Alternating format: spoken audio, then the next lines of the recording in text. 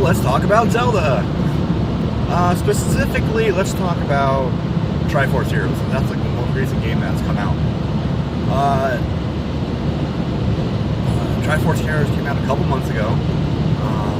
So I've been playing it since day one. So the game came out. Of course, I got it right away. You're not in Hyrule in this game, and Zelda's not in it. You don't save Zelda, as far as I know. I have not completed the game, so there might be a little more hints of it. But the main purpose of this game is you're in this town.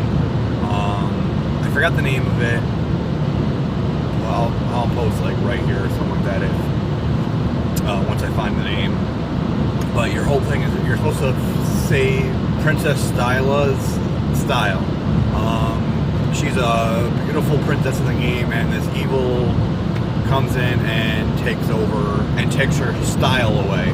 It's kind of corny, kind of cheesy, but it's not bad. I think it kind of adds more for like the kids and stuff like that, but it also gives us a Zelda thing too. The Zelda gameplay for us veterans and other Zelda fans.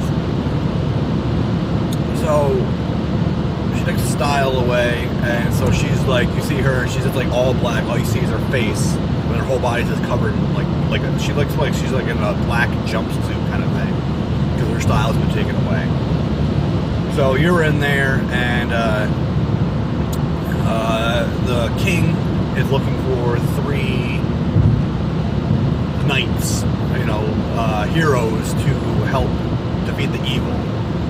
And, to do that, you have to be good looking, you have to have good hair, pointy ears, you dress well and everything. It's kind of corny, but I can deal with that, it's fine. So you get to go in, and it's kind of cool because they have like the, I'm going to say it looks very similar to the Link Between Worlds, because the whole style of the game actually is a Link Between Worlds graphics. But you can try to go into the castle, and the guard checks and yep, you pass fine, and then the other Link comes in, and it kind of resembles me a little bit like Link Between Worlds, but mixed with the Link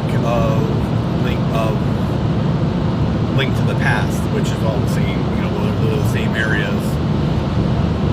But he's all pissed off because he can't get in because he's not good looking, and so you get to go in and you talk to this guy who looks like Bruce a little bit, and the music, his background music when you talk to him throughout parts of the game, this is reminds me of Bruce.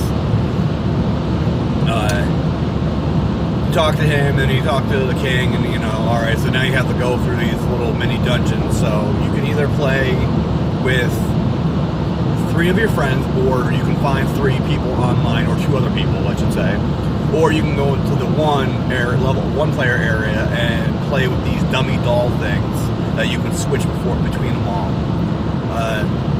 Kind of bummed that you can't, let's say you just want to hang out with a friend and just use 1 dummy.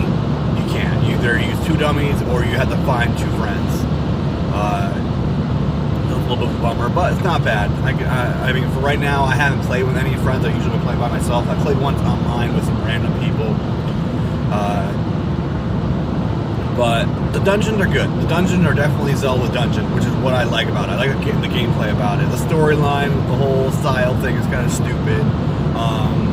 To me, it's kind of corny. I'm not gonna say stupid, but corny. To add abilities, usually you have to get different weapons and stuff like that. But each dungeon you go through, you choose each. It has like little sections. This kind of reminds me of Four Swords Adventures, where you have the little sections, little areas that you move to. But each area that you're into has 4 sets of dungeons, and they're I'm gonna say they're like rooms, like mini room dungeons. And in each of those sets, there's actually 4 sets. You go through 4 different stages, and the last stage is like a little mini boss.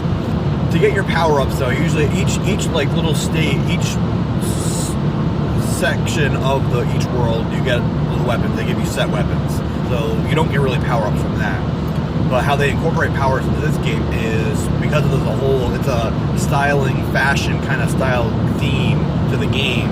You get costumes, which most of you might know on. If you can Google it, I'll put a couple costumes right here or something.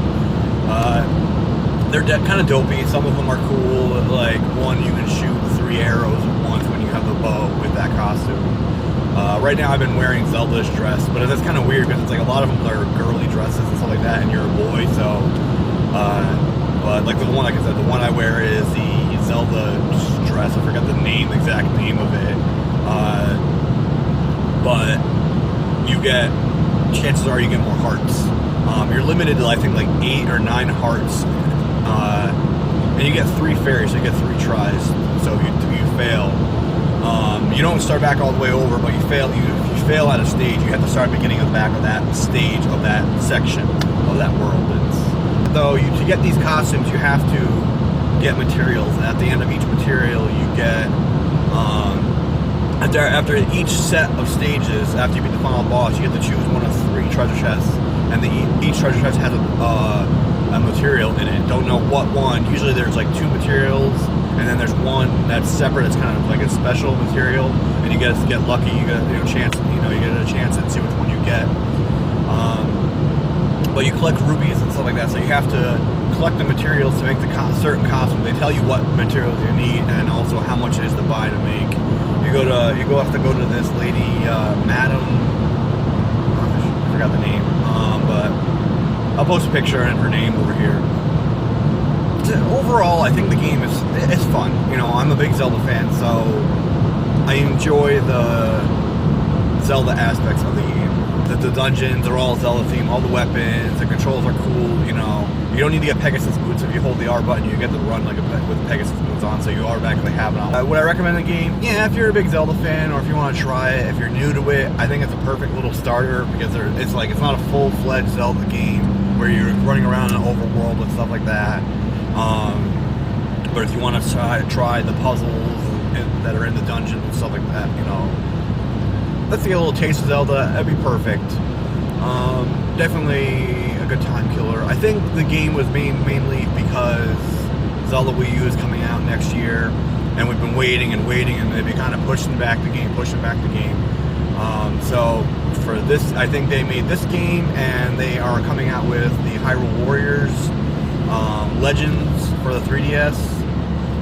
They're coming out with that game with a couple other characters and stuff like that. I think that a lot of the reasoning for those games coming out, or this game that came out and that game coming out, I think like in March comes out, is to kind of wet your whistle in a way, so that way you can keep busy between getting the once Zelda Wii U comes out. And I think that's also another reason why Twilight Princess HD comes out, which I'm really excited for. Been wanting for a while. I kind of expected that they were going to come out with it, since they've been into remakes. Bad lighting, whatever. Since they've been into remakes lately, Wind Waker HD, Ocarina of Time 3D, Majora's Mask 3D. I expected it to come out, but I was actually surprised about the amiibo. They say that they're going to use that amiibo will work with the Zelda Wii U, so hopefully they'll bring back some characters, maybe from Twilight Princess, and bring back, fingers crossed.